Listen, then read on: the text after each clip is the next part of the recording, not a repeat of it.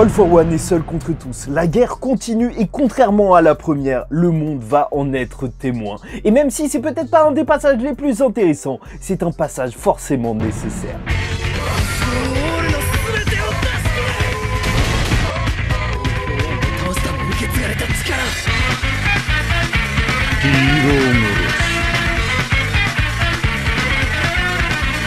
Mesdames et messieurs, ici Chage et on se retrouve aujourd'hui pour la review du chapitre 384 de My Hero Academia. C'est un petit monde en référence peut-être à Disney, hein, sait-on jamais, puisqu'on est en train de tout partager. It's a small world. Et le début de ce chapitre va se concentrer sur Makia, le chien abandonné. Et bien sûr, c'est assez triste et petit rappel, mais essayez de ne pas avoir d'animaux si vous n'êtes pas conscient de toutes les responsabilités que ça implique. Mais bon, c'est pas vraiment le sujet de la vidéo. Donc voilà, il attaque All for One. Ox va donc supposer, puisqu'il n'est pas au courant justement que Shinso est sur lui, qu'il a été brainwashé. Sauf que là où ça peut poser un problème, c'est que bien entendu, un coup peut le réveiller. Et normalement, il résiste à tout ça. Sauf que là, on parle quand même d'All for One. Et c'est pour ça que directement, la première mission des héros sera de protéger Makia. Ouais, ça semble assez étrange dit comme ça, mais c'est donc Mount Lady qui fera son maximum pour protéger Makia des attaques d'All for One. Et directement, All for One, il va comprendre que justement c'est Shinso qui est en train d'utiliser son alter pour le contrôler. Et plus que ça, même, il va comprendre que la famille d'Aoyama avait aussi subi un lavage de cerveau. Et c'est pour ça justement que tous les événements de cette guerre ont commencé alors qu'il pensait parler avec la famille du traître. Et directement, il va attaquer Makia avec une onde sonore et donc peut-être possiblement le réveiller. Et le combat est juste dantesque et c'est pour ça que les pages retranscrivent extrêmement bien et c'est encore une fois une force d'Horikoshi, ces grandes attaques qui vont juste dans tous les sens et c'est vrai que c'est beaucoup plus lisible que d'autres chapitres parce que aussi on n'a pas 10 000 points de vue en même temps, là on a juste des grosses attaques qui arrivent donc directement sur All for One et sur Makia. Et là, directement, Makia, justement, va reconnaître All for One et se demande pourquoi, et lui demande pourquoi il a été abandonné. Ah là, ça fait mal, hein. Ah là là. Il est parti chercher le lait, sauf qu'on l'a retrouvé. Puisque bien évidemment, quand il avait été perdu à la montagne, alors All for One lui avait dit d'attendre là-bas et que son successeur viendrait le chercher. Sauf qu'en réalité, il l'a senti comme si il avait été abandonné. Et bon, là, à partir de ce moment-là, il faut qu'on se pose 2 minutes parce que en vrai de vrai, je sais que Makia c'est censé être un animal et compagnie. En plus, voilà, on essaye de te faire le rapprochement avec ça. Mais au final, de toute façon, All for One, il a dit la vérité, non?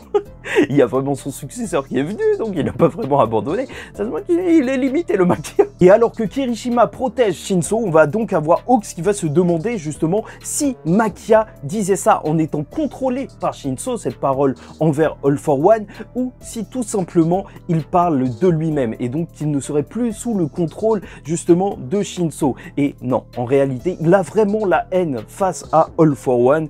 Et même Shinso le dit, en fait, il a juste gagné du temps pour que cette haine grandisse. Makia et Deku sont les deux seuls qui ont résisté justement à son lavage de cerveau et il se pose sur Makia juste au cas où justement il y aurait un problème et Makia attaquerait les autres, mais il en veut à All for One et c'est ça qui est au centre justement de ce chapitre, de montrer que voilà, avec cette phrase magnifique, que c'est peut-être une stratégie de vilain, que son alter est peut-être un alter de vilain, mais Shinso a beau contrôler les personnes, il ne contrôle pas les cœurs.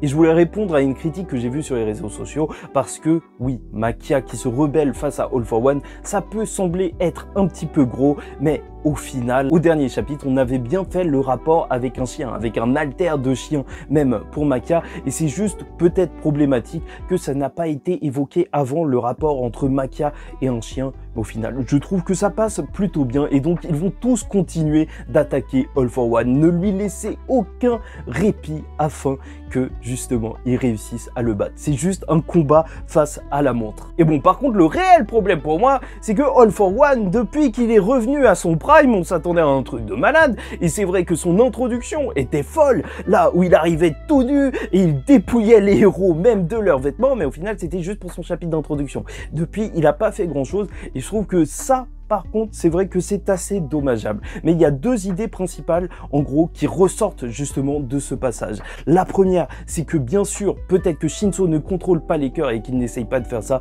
mais All for One est un réel vilain car il essaye de le faire. Et le problème en essayant de contrôler les personnes avec leur cœur, c'est qu'ils peuvent se retourner contre lui.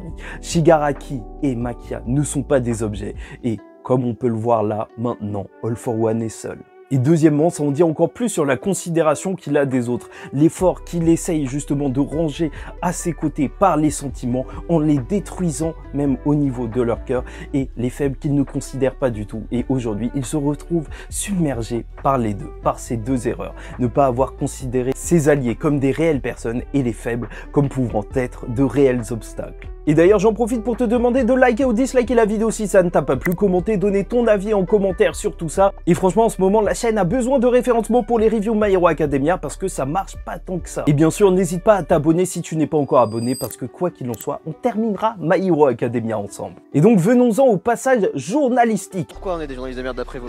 Bon, la semaine dernière, je vous avais dit que dans l'hélicoptère, pour moi, c'était soit des journalistes, soit All Might. Bon, ça y est, ma déception est grande. Oui, j'avais espéré All Might parce que j'aurais trouvé ça plus intéressant, mais c'était un passage obligatoire en fait, de montrer cette guerre puisqu'au final la société a été enrôlée même comme problème dans l'histoire de My Hero Academia. Et si le peuple n'a plus confiance en les héros, il était obligé de voir les journalistes au bout d'un moment. Surtout que ce qui a fait que les personnes n'aient plus confiance en les héros, c'est surtout les informations qu'ils ont eues via la vidéo de Dabi. C'est les vilains qui ont gagné la guerre de la communication lors de la première partie de cet affrontement et maintenant c'est à eux de reprendre le dessus via les journalistes qui vont s'affirmer comme du côté peut-être des héros avec celle qui s'était occupée du festival, même de Camino, celle qu'on avait vue de temps en temps, qui a été mis au courant grâce au stream des élèves. Encore une fois, les streamers sauvent le monde.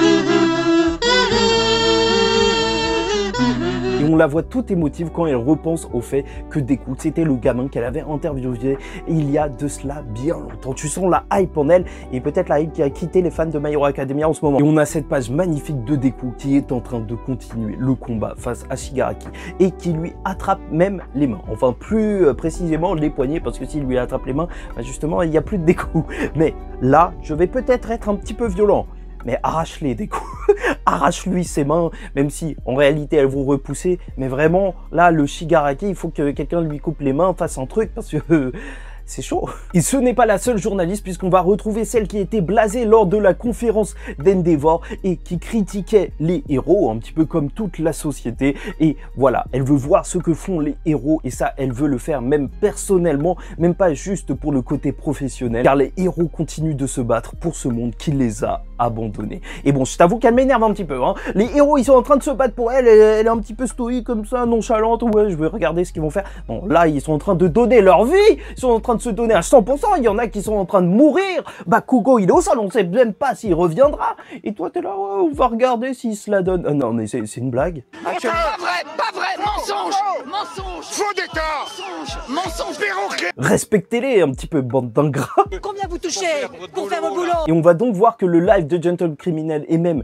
la diffusion à la télé va passer de 7000 viewers à 20 000 viewers. Est-ce que c'est censé nous impressionner? Est-ce que c'est énorme? Je sais pas, je suis pas streamer. Franchement, j'en attendais peut-être un petit peu plus, justement, pour un live de la fin du monde. Et la journaliste le dit, elle veut montrer au monde que tout n'est pas terminé. Et tu vois énormément de personnes qui sont en train d'assister à ce combat. Une double page avec plein de personnages, même des héros d'autres pays, les camarades de Roddy, Melissa, le président américain. Ici, t'as pas capté certains noms dont j'ai parlé il y a 2 secondes. Alors c'est normal, c'est parce que ce sont des personnages des films. Et donc, peut-être que ça canonise les films. En fait, ça a été le gros débat cette semaine sur les forums et compagnie. Est-ce que ça veut dire que les films sont canons?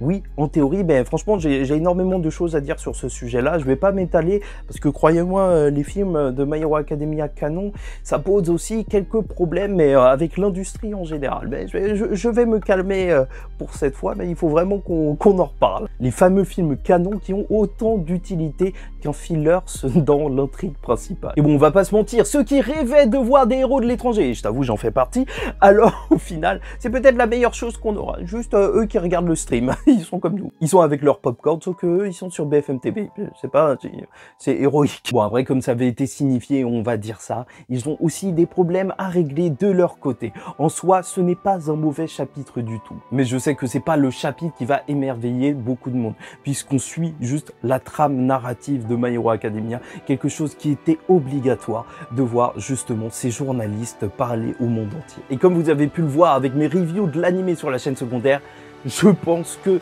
quoi qu'il arrive, cette adaptation en animé de ces moments, même que je trouve moyen, alors ils seront incroyables avec l'OST et compagnie. Et croyez-moi quand je vous dis que le piment va revenir dans My Hero Academia. La hype va revenir au bout d'un moment lorsque ces intrigues subsidiaires mais nécessaires seront passées. Qu'on sera dans un meilleur rythme pour les événements principaux de l'histoire.